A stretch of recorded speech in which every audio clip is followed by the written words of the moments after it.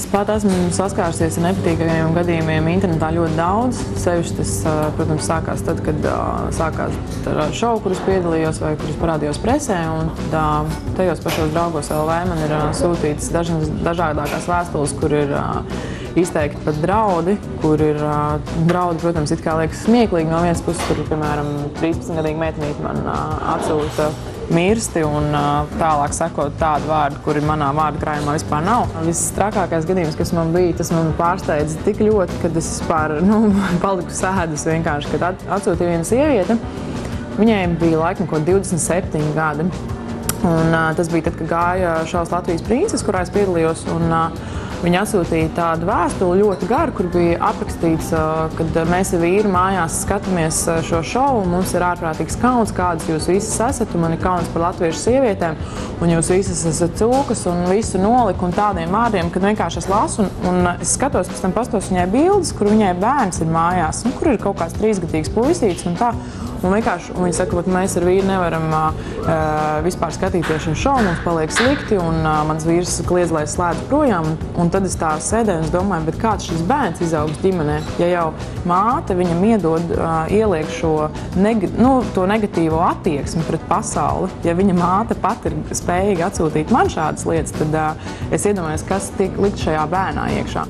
Es viņai vienkārši aizrakstīju ļoti miermīlīgu vēstuli, no kuras viņa bija tik ārkārtīgi pārsteigta, ka viņa pēc tam man atbildēja vienkārši ar 2 vārdiem. Bet skaidrs, ka viņai vairs nebija neko ko teikt vienkārši.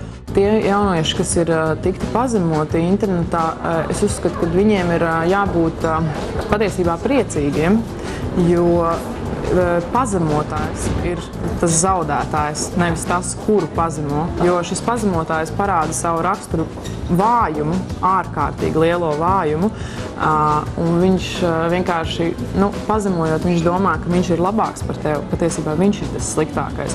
Un es uzskatu, ka šiem jauniešiem, kuri ir pazemoti, visaugstākais līmenis, ko darīt, ir vienkārši nelikties neziņas par viņiem. Neatbildēt, neiesaistīties šajās sarunās, jo ja tu atbildēsi, tad tu pats paliksi par tādu, kā viņš, un to taču tu negribi. Tu vienkārši gribi būt labāks par viņu. Es domāju, ka tie, kas vēro no malas, tāds īsti vienaldzīgs, tu jau arī nevar palikt par šādām lietām. Un es arī neesmu vienaldzīgi par šīm lietām, jo es esmu šajā visā iesaistīsies, tāpēc, ka tātad man tas ir ārkārtīgi nokaitinājis. Bet man nokaitinājis ir tieši šī problēma ar vecākiem, kad, tomēr tie vecāki ir pie vainas. Es nebaidos teikt šos vārdus, kad vecāki ir pie vainas saviem bērniem, ja tie bērni raksta komentārus tādus internetā. Un tie, kas paliek tā kā vienaldzīgi, tomēr varbūt mēģināt nevis kādu aizstāvēt vai nostāties kādu pusē, bet parunāties ar tiem, kuri to dara. Kaut kā mēģināt vienkārši uzrunāt viņus un pateikt, ka, tas nav stilīgi, ko tu dari, tas nav forši. Es zinu, ka bērni ļoti bieži domā, ka tādā veidā viņi kļūst pieauguši kaut ko pasakot tur 8 lamvārdus. Viņam liekas, ka viņš ir ļoti uzreiz tāds liels un viņš ir pieaudzis. Nē, tu neesi pieaudzis. Tu neesi pieaudzis, ja tu pasaki 5, 6, 7, 8 lamvārdus. Pieaudzis tad, ja tu spēj izteikt savu viedokli, pamatotu viedokli, nevis kaut kādu. Tu esi redzējis vienu cilvēku televīzijā, un tu viņam pasaki, tu man nepatīc, tāpēc, ka tev ir, es nezinu, blondi, brūni, mati, vienalga kādi.